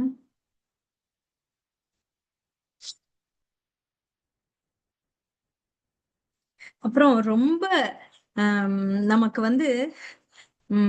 அகங்காரம் மிகுதியாக எனக்கு எல்லாம் தெரியும் அப்படின்னு இருக்கோம்னு வச்சுக்கோங்க. எதை பரிந்துரைக்கிறார் தெரியுமா பிரபுபாதர்? அர்ச்ச விக்கிரக வழிபாடை பரிந்துரைக்கிறார். எனக்கு எல்லாமே தெரியும் அப்படின்னு சொல்லி இருக்கிறத விட அர்ச்ச விக்கிரக ரூபத்தை வைத்து நீங்க வழிபடணும் அப்படின்னா, இப்ப எப்படி நீங்களே பார்க்கலாம். ஒரு தாய் வந்து குழந்தையோடு பேசும்போது அதை முற்றிலுமாக மதித்து பேசுவாள். ஆச்சரியமா, நான் ஒரு வளர்ந்த ஒரு 30 வயது பெண், அவளுடைய தாய் அவளிடம் அவளுடைய உணர்வுகளுக்கு மதிப்பு கொடுத்து பேசுகிறாள், பயந்து இல்ல. இப்ப நீங்க பாத்தீங்கன்னா யோசிச்சு பேசுவாங்க தாய்மார்கள். ஏன்பா, ஏன்னா அவர்கள் கோபப்பட்டு விடக்கூடாது, அவர்கள் மனம் புண்பட்டு விடக்கூடாதுன்னு பார்த்து பார்த்து பேசுவாங்க தாய்மார்கள், இல்லையா? அந்த ஒரு பணிவு நாம் பராமரிக்க வேண்டிய நிலையில் ஒரு குழந்தை இருக்கிறது அப்படின்னா அது மனம் புண்படக்கூடாது. இப்போ ஒரு தாய்க்கு தெரியும், அதாவது நம்ம கொஞ்சம் அதை கிண்டலா சொல்ற மாதிரி இருந்தா அந்த குழந்தை கோவம் வந்துரும். அது அப்படிதான் பண்ணும் அப்படின்னு நம்ம சொன்னோம்னா, என்ன நீ இப்படி சொல்லிட்ட. எத்தனையோ குழந்தைகள் அம்மா அப்பாவோட சண்டை போடுறத நான் பார்த்திருக்கேன். சொல்லுவாங்க, ஐயோ அவளா லேட் பண்ணுவா அப்படின்னா அது மூஞ்சி சுண்டி போயிடும். சாப்பிடும்போது ஒரு குழந்தை நம்ம வீட்டுக்கு வந்திருக்கு, அப்பா அம்மாவோட வந்திருக்கு, அவ அப்படிதான்க்கா லேட் பண்ணுவாக்கா, விட்டுருங்க அப்படின்னு சொல்றாங்க அப்படின்னா, அது வந்து நீ என்ன லேட்டா, நான் லேட்டா தான் சாப்பிடுவேன்னு ஏன் சொன்ன, நான் கரெக்டா தானே சாப்பிட்டுட்டு இருந்தேன் அப்படின்னு சண்டை போடும் அந்த குழந்தை அதுக்கப்புறமா அவங்க அப்பாவோட. சோ அது போல இந்த குழந்தைகளுக்கு இது ஒரு தடவை அது சண்டை போட்டுச்சுன்னா அடுத்த தடவை அது பப்ளிக்ல நம்ம வந்து இமேஜ டேமேஜ் பண்ணக்கூடாதுன்னு தெரியணும் அம்மா அப்பாக்கு. அது இல்லாம திரும்ப திரும்ப அதை இமேஜ் டேமேஜ் பண்ணாங்கன்னா அதுக்கு வந்து கோவமே அவங்க மேல ஒரு பிடிப்பே இல்லாம போயிடும், இல்லையா? சரி, இது போல நான் என்ன சொல்ல வரேன், பல அம்மா அப்பாக்கள் வந்து புரியும். இது வந்து நம்ம இந்த குழந்தை இப்படி சொல்லக்கூடாது, ரொம்ப பதவிசா பேசுவாங்க, நான்சென்ஸ் பேச முடியாது குழந்தைங்க கிட்ட. அவங்க வந்து என்ன எதிர்பார்க்கிறார்களோ அதை நீங்க ஒரு 2வது தடவை அதிகமா சொல்லிட்டீங்கன்னா அவங்க ஒரு டப்புன்னு ஒரு போர்டு போட்டாங்கன்னா, அம்மா ரொம்ப பேசுறமா நீ, ஏன் இப்படி பேசுற அப்படின்னாங்கன்னா நம்மளுக்கு புரிஞ்சிடும் இது அவங்களுக்கு பிடிக்கல, இது நம்ம கொஞ்சம் ஓல்டு டைப்பா நம்ம நம்ம 30 வருஷம் முன்னாடி இருந்து பேசுறோம், அது அவங்களுக்கு பிடிக்கல அப்படின்னு சொல்லி நம்ம அடக்கி வாசிப்போம். அதே நம்ம ஃப்ரெண்டு கிட்டனா நம்மளோட ஒரே ஏஜ்க்கு இறங்குனா நம்ம என்ன வேணா புலம்னா அவங்க ஒன்னும் கால விட மாட்டாங்க. ஆனா அதே இது குழந்தைங்கும் போது இந்த காலத்து பிள்ளைங்க நம்ம ரொம்ப அவங்க டைம் வேஸ்ட் பண்ற மாதிரி வச்சு பாடசெல்லாம் ஏதாவது எடுத்து புலம்பி கிளம்பி பேசணும்னா அவங்களுக்கு பிடிக்காது. சோ அவர்களுக்கு பிடிப்பது பிடிக்காதது நமக்கு தெரியும், அவர்களுக்கு எது கோபம் வரும் என்பது தெரியும். அப்படி தெரிந்து நடந்து கொள்வார்கள்னு நான் சொல்றேன். எதுக்கு இதை சொல்றேன், இந்த எக்ஸாம்பிள் ஞாபகம் வச்சுக்கோங்க. எதுக்கு இந்த விக்கிரக வழிபாட்டோட என்ன அப்படின்னா, இப்போ ஒரு விக்கிரகம் நமக்கு குழந்தை போல நம் வீட்டுல அவர்களை நாம் வீட்டில் வைத்திருக்கும் போது குடும்ப அங்கத்தினர் யாராக இருந்தாலும் அவர்களுக்கென்று ஒரு மரியாதை இருக்கிறது. அங்க வந்து நம்ம எப்படி வேணாலும் நம்மளோட சுவாமி அறைய வச்சுக்க முடியாது. அதுல வந்து பாய்ச்சல் வருது, செவண்டு வருது அப்படின்னு எல்லாம் இருந்தா அதுக்கு பெஸ்ட் கண்ட்ரோல் பண்ணி சுத்தமா வச்சுக்கணும். அங்க தூசியா இருந்தா தொடச்சு சுத்தமா வச்சுக்கிறது, அதெல்லாம் பண்ண. அதற்கு நாம் வந்து அதீத கேர் எடுத்து பண்ணணும். எப்படி நம்ம குழந்தையை பாதுகாப்போமோ அது போல நம்மளுடைய பூஜை அறையை பாதுகாக்க வேண்டும். அப்படி அகங்காரமா என்னன்னா சரி ஒண்ணுமே கட்டுப்பாடே இல்லாம நம்ம இருந்துட்டு இருக்கோம்னு வச்சுக்கோங்க, அப்படிப்பட்டவர்களுக்குத்தான் விக்கிரகங்கள் தேவை அப்படின்னு சொல்றான். நீ அகங்காரமாக நடந்து கொள்கிறாய் அப்படின்னா எனக்கு எல்லாம் தெரியும் மேதாவித்தனமாக இருக்கிறாய்னா இல்ல அப்படின்னு கொண்டு வந்து இதை வைப்பாங்களாம். நீ என்ன வேணா பேசலாம்னு இல்ல, அங்க உன் முகம் குழந்தையின் முகம் சுண்டினால் நீ அதுக்கு வந்து ஐயோ நான் இப்படி பேசக்கூடாது போல இருக்கு, நம்ம குழந்தை சொல்றா தெரியுது அப்படின்னு அடக்கி வாசிக்கிறோம் இல்லையா? அவங்க எப்படி வேணா ட்ரீட் பண்ணக்கூடாதுன்னு நமக்கு தெரியுது இல்ல? அது போல நாம் அகங்காரமாக திரிகிறோம் என்றால் நம் வீட்டில் இந்த விக்கிரகங்கள் வந்து உட்கார்ந்தால் அவர்களை நாம் சரியாக பாதுகாக்க வேண்டும். அவர்களுக்கு ஒரு ஒரு கட்டுப்பாடுடன் நாம் நடந்து கொண்டு அவர்களை பராமரிக்க வேண்டும்ங்கிற ஒரு எண்ணம் வருமா, ஒரு ஒரு வைராக்கியம் வருமா நமக்கு. அதற்காக தான் விக்கிரக வழிபாடு பரிந்துரைக்கப்படுகிறது அப்படின்னு பிரபுபாதர் சொல்றார். நான் வந்து இதை வந்து பிருந்தாவனம் போயிருக்கும் போது யதார்த்தமாக அன்று நடக்கிற பாகவதம் லெக்சர்ல இதுதான் இங்க சொல்றாங்க. விக்கிரக வழிபாடு பத்தி தான் சொல்றாங்க, யாருக்கெல்லாம் இம்பார்ட்டன்ட்னு. இந்த பிகினிங் லெவல்ல இருக்காங்க பாருங்க, அவர்களுக்கெல்லாம் இந்த விக்கிரக வழிபாடு அவர்களை ஒரு கட்டுப்பாட்டுக்கு கொண்டு வரும், அவர்களுக்கு வந்து ஒரு ஒரு வழிமுறைக்கு அவர்களை கொண்டு வரும். அதனால விக்கிரக வழிபாடு இந்த ஆரம்ப நிலையில் இருக்கிறவர்களுக்கு அவசியம் வேண்டும்னு சொல்றாங்க. அவர்களுக்கு ஒரு பணிவை கொடுக்கும், ஒரு ஒரு ரெகுலாரிட்டி கொடுக்கும். அதனால அது அவசியம் வேணும்னு சொல்றாங்க. அதுக்கு உண்டான சட்டங்கள் ஏகப்பட்டது இருக்கு. அவற்றையெல்லாம் நாம் வந்து நம்முடைய சட்டத்துக்கு உட்படுவோம் இல்லையா? சட்டம் இல்லாமல் எதுவுமே இல்லை. அந்த ரொம்ப சட்டம் இருக்குன்னு சொல்லி அதுக்காக நம்ம ரோடுக்கே போகாம இருக்க முடியுமா? டிராபிக் ரூல்ஸ், ஐயோ எனக்கு வெறும் கிரவுண்ட்ல ஓட்டதான் தெரியும் அப்படின்னு சொல்ல முடியுமா? பிரேக் பிடிக்கணும், எங்க எங்க என்ன ஸ்பீட்ல போகணுமோ அந்த ஸ்பீட்ல போகணும், அதை ஃபாலோ பண்ணி தானே ஆகணும். இப்ப நீங்க ஒரு பார்க்குக்கு போறீங்க, இந்த to not step on the cross, to not plug flowers, to not throw trash அப்படின்னு எல்லாம் பல இடத்துல போட்டு வச்சிருக்காங்கல்ல. இந்த ரூல்ஸ் எல்லாம் ஃபாலோ பண்ணலன்னா அந்த பார்க்கை யூஸ் பண்ண முடியாது. ஒவ்வொன்றுக்குமே சட்டங்கள் இருக்கு இல்லையா? நம்ம வீட்டு வாசல்ல குப்பையை அள்ளி கொட்டுவோமா அடுத்தவங்களுக்கு இது தொந்தரவு கொடுக்கும்னு? பண்ண மாட்டோம். எல்லா இடத்துலயுமே சிவிக் சென்ஸ் அப்படின்னு ஒண்ணு இருக்கு. அது போலதான் இந்த சட்டங்கள் இல்லாத வாழ்க்கையும் நம்மை தடுமாற வைத்து விடும். அதற்காக தான் இந்த வீடுகளில் விக்கிரக வழிபாடு பரிந்துரைக்கப்படுகிறது. வீடுகள் கோயிலாகும் அப்படின்றது ஒரு சின்ன லெவல்லையாவது, ரொம்ப கோவில் லெவலுக்கு நம்ம வந்து பெரிய சட்டதிட்டங்கள் வச்சு பண்ணணுங்கிறது இல்ல. சிம்பிளா என்ன பண்ணலாம் அப்படின்றது ஒரு சின்ன குயிக்கா சொல்றேன் உங்களுக்கு. என்ன மாதிரி வீடுகள்ல பண்ண முடியும் அப்படின்றது. பிரம்ம முகூர்த்தத்துல எழணும், அதுல இருந்து ஆரம்பம். சரியா?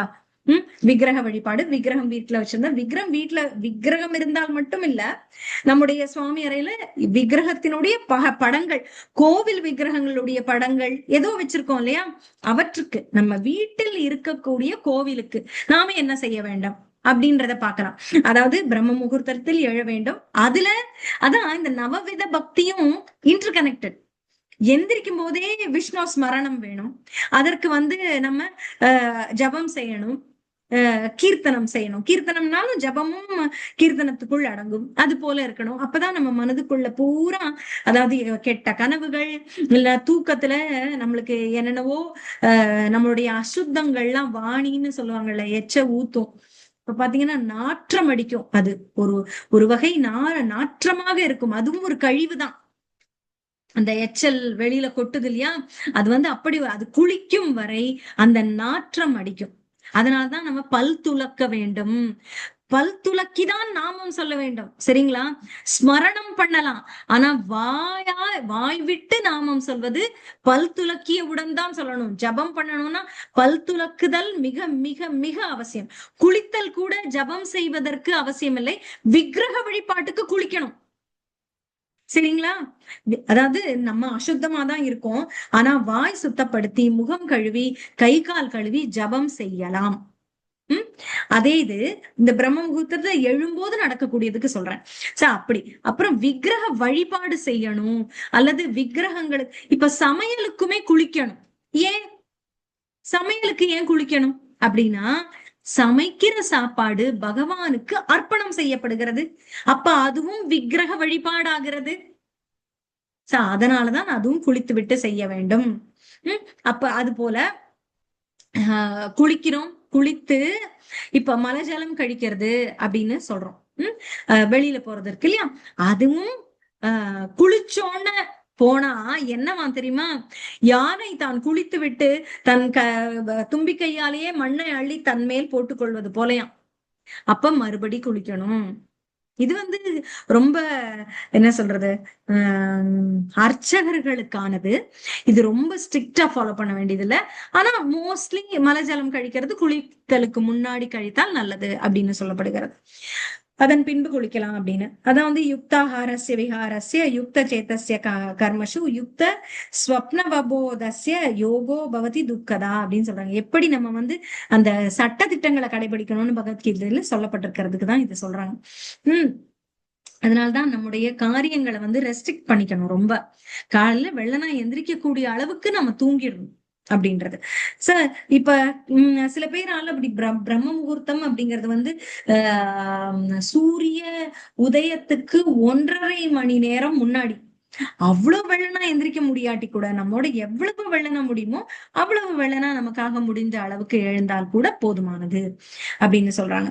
அப்புறம் ஏன் இந்த பிரம்ம முகூர்த்தம் அப்படின்னா, முக்குணங்களின் பாதிப்பு குறைவாக இருக்கும். ரஜோகுணம், தமோ குணம் கம்மியா இருக்கும். இல்லவே இல்லாமல் இருக்கும். சத்துவ குணம் அதிகமாக இருக்கும். அமைதி நிரம்பியதாக இருக்கும். வெளி உலகம் உங்களை பாதிக்காது.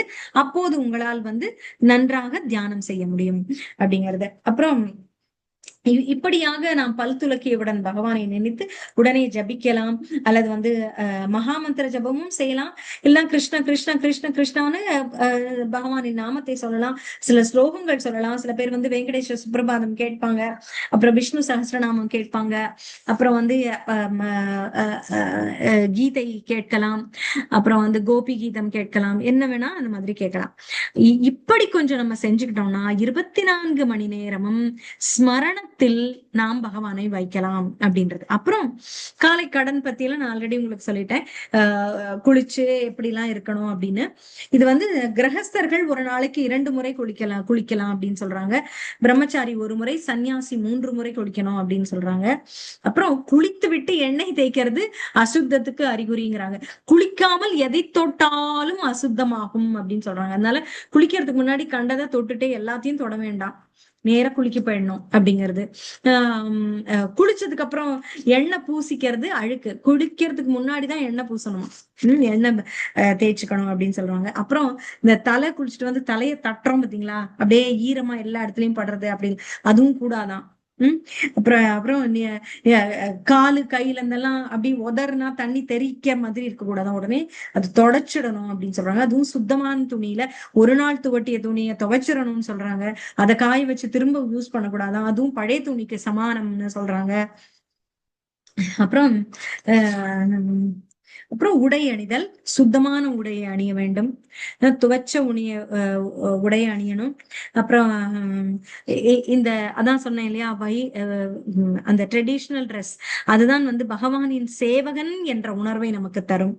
அப்புறம் சமையல், வழிபாடு இரண்டுமே சுத்தமாக செய்யப்படக்கூடியது. அது விக்கிரக வழிபாடுதான் இரண்டுமே. அதனால பழைய துணியை போட்டுக்க கூடாது, அசுத்தமான துணியை போட்டுட்டு பண்ணக்கூடாது. சுத்தமான துணி, துவைச்ச துணியை போட்டுக்கணும் அப்படின்னு சொல்றாங்க. ஈர துணியோட பகவான் வழிபாடு செய்யக்கூடாது அப்படின்னு சொல்றாங்க. ரொம்ப குட்டையான ட்ரெஸ், ரொம்ப தரைய கூட்டுற ட்ரெஸ் அப்படின்னு போடக்கூடாது. தையல் போனது, அழுக்கானது, கரை படிஞ்சது, மிருகம் கடித்தது அப்படின்றதெல்லாம் போடக்கூடாது அப்படிங்கிறாங்க. பட்டுக்கு தீட்டு இல்லை, ஆனாலும் அதை தீட்டு சம்பந்தமான விஷயங்களுக்கு அந்த பட்டை போட்டிருந்தோம்னா அதை உபயோகப்படுத்தக்கூடாது அப்படின்னு சொல்றாங்க. பருத்தி உடை ரொம்ப நல்லது, காட்டன், சிந்தட்டிக் வேண்டாம் அப்படின்னு சொல்றாங்க. அப்புறம் திலகம் அணிவதற்கு நம்ம ஒரு கிளாஸே பார்த்தோம், அது எப்படி திலகம் அணிந்து கொள்ளணும் அப்படின்னு. அப்புறம் ஆச்சமனம் அப்படின்றது இதெல்லாம் அர்ச்சகர்களுக்கு தான் பொதுவாக வீடுகளில். அது பொதுவாக அது கரண்டியில எடுத்து தண்ணி எடுத்து வாயில, இப்ப எப்படி உடம்புல மேல தண்ணி ஊத்தி நம்ம சுத்தம் பண்றோமோ அது போல இந்த தண்ணி ஆச்சமன நீரை எடுத்து அதில் மந்திரங்கள் ஜபித்து விட்டு ஓம் கேஷ்வாய நமக, நாராயண நமக, கோவிந்தாய நமகன்னு சொல்லி அதை ஆச்சமனம் உட்கொள்ளும் போது அது நம்மையும் சுத்திகரிப்படுத்தும் அப்படின்றது. அப்புறம் அதற்கு உள்ள சாமான்கள் என்னென்ன, சங்கு முக்கியம், சங்கு ஊதுவதற்கும் ஒன்று. அப்புறம் திருமஞ்சனம் செய்வது சங்குலதான் ஊத்தணும் பகவானுக்கு அபிஷேகம் செய்வது. அப்புறம் மணி, கருடன் பொறி பொறிச்சிருக்கணும், இல்ல சக்கரை பொறி பொறிச்சிருக்கணும் அப்படின்னு சொல்றாங்க. மணி பிறப்பிறப்பு சூழலில் இருந்து நம்ம விடுவிக்குமா அந்த மணியின் ஓசை கேட்க கேட்க. சோ அது போல இப்ப நம்ம ஒரு கையில தான் அந்த தூப தீபம் காட்டுறோம்னா இன்னொரு கையில மணி அடிக்கலாம் அப்படின்றது. அப்புறம் பகவானை சுத்தம் செய்வதற்கு எலுமிச்சம் பழம் யூஸ் பண்ணலாம்னு சொல்றாங்க. ஏன்னா காப்பர்ல தானே முக்காவாசி நம்ம விக்கிரகங்கள் இருக்கு, அவற்றை பயன்படுத்தலாம். அதோட கோதுமை மாவு கலந்து அல்லது நம்ம அரிசி மாவு கலந்து அவற்றை கொண்டு சுத்தம் செய்ய சுத்தமாகும். அதனால சிந்தட்டிக்கா இருக்கிற இந்த என்ன ஒண்ணு இருக்குமே,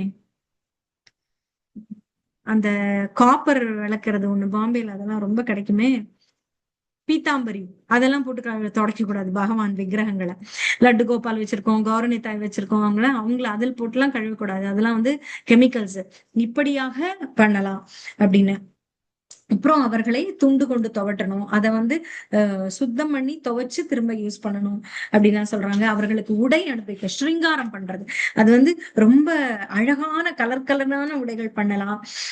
அப்புறம் அழகா மேட்சிங்காலாம் பண்ணணும், கச்சா முச்சானும் பண்ணக்கூடாது, அழகா பண்ணணும். அப்புறம் பிரபுபாதர் முக்கியமா என்ன சொல்லுவாராம், என்ன பருவ காலமோ அதற்கு தகுந்த உடை அணிவிக்கணும்னு. குளிர்காலமாக இருந்தா உள்ளன் ட்ரெஸ் எல்லாம் போடலாம். அப்புறம் வந்து வெயில் காலமாக இருந்தா பருத்தி உடைகள் அணிவிக்கலாம். அது போல அவர் அதையும், ஏன்னா விக்கிரகங்கள் வேறு ஒன்றுமல்ல, உயிரோடு நம்மோடு இருக்கிற ஒரு குழந்தை போல, ஒரு உயிருள்ள ஜீவன் போல நம்ம கூட இருக்கிறது அப்படின்னு, சேத்தனம் ஆனதுதான் அது. அப்படின்னு நம்ம உணரணும். அப்படி. அப்புறம் துளசி இலை, மஞ்சரி ஆகியவற்றை வந்து எப்படி சமர்ப்பிக்கணும், அது தினம் தினம் நமக்கு ஃப்ரெஷ் துளசி கிடைக்கலன்னா அந்த ட்ரை துளசி கூட சமர்ப்பிக்கலாம் அப்படின்னு சொல்றாங்க. தூபம் தீபம் கொடுக்கணும் அப்படின்றது. சரி, இது மாதிரியாக பல விஷயங்கள் நீங்களும் வந்து கேள்விப்பட்டிருப்பீங்க.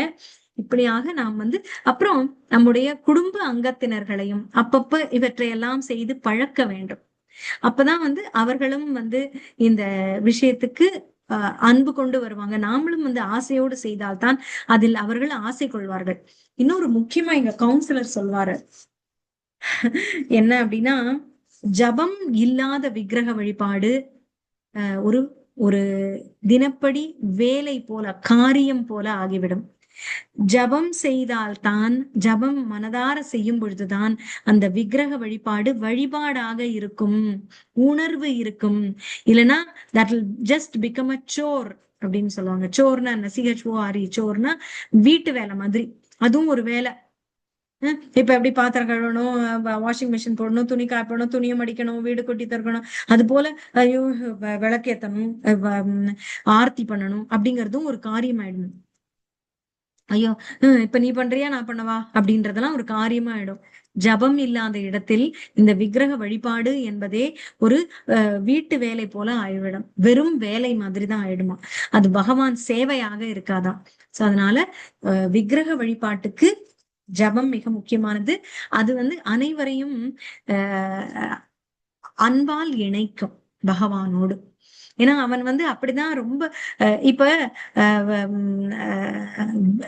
விபவமா அவன் வந்து அவதாரங்களாக வந்து இறங்கினான். எல்லாரும் பார்க்க முடிஞ்சுதா? நம்ம சில உயிர்வாழிகள் நம்ம பின்னாடிதான் பிறந்திருக்கோம். அப்ப நமக்கெல்லாம் மகத்தானவன் அர்ச்ச விக்கிரக ரூபமாக கோவில்கள்ல வந்திருக்கான். அந்த கோவில்கள்ல இருக்க அந்த பகவானைத்தான் நாம் வீட்டில் கொண்டு வந்து சேவிக்கிறோம். அதுதான் நமக்கு ஒரு, அவன் இறங்கி வரும்போது நாம் ஏன் அவனை கண்ணுக்கு நேருக்கு நேராக பார்க்க கூடாது? அப்படியே மேல இருந்து எட்டி பார்க்க ட்ரை பண்றோம், எங்கேயோ இருக்கான்னு. சரி, அவன் இறங்கி இறங்கி இறங்கி வந்து இப்படி ரூபமா இருக்கான், அப்ப ஏன் அவனை நாம பார்க்க கூடாது? பார்க்கத்தான் வேண்டும் அப்படின்றதுதான் இன்னைக்கு நாம புரிஞ்சுக்கிறோம். சரிங்களா? இப்படி நம்ம அனைவரும் அவர்களுடைய வீட்டு பகவானை அன்போடு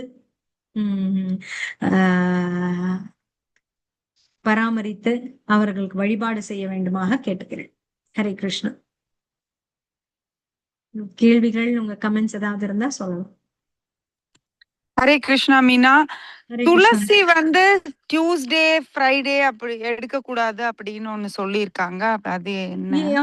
இருக்கலாம், ஐ அம் நாட் வெரி ஷுவர். இருக்கலாம், அப்படி இருந்துச்சுன்னா இருக்கலாம். நான் இப்ப ஒரு பிஃபோர் டே எடுத்து வச்சுக்கலாம். ஆமா ஆமா, எடுத்துக்கலாம். ஓகே, அது ஒரு டவுட்.